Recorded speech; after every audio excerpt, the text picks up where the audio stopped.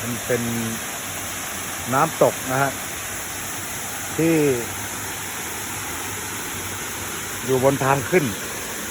ดอยสุเทพนะครับพอดีผมขับรถมอเตอร์ไซค์มาคนเดียวเจอก็เลยจอดดูครับนี่อะไร สวยมาก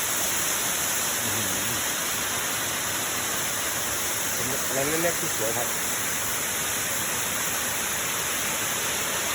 นี่คือน้ำตกบนทางขึ้นดอยสุเทพครับผมเดี๋ยว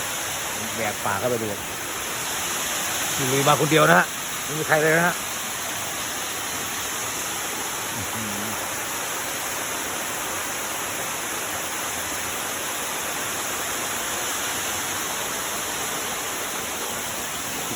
ชุบ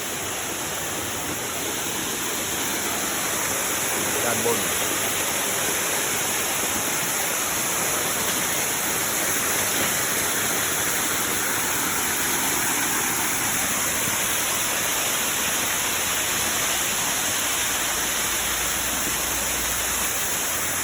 สวยมากครับ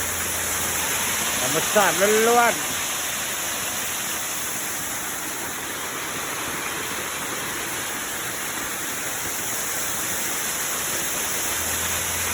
โอเค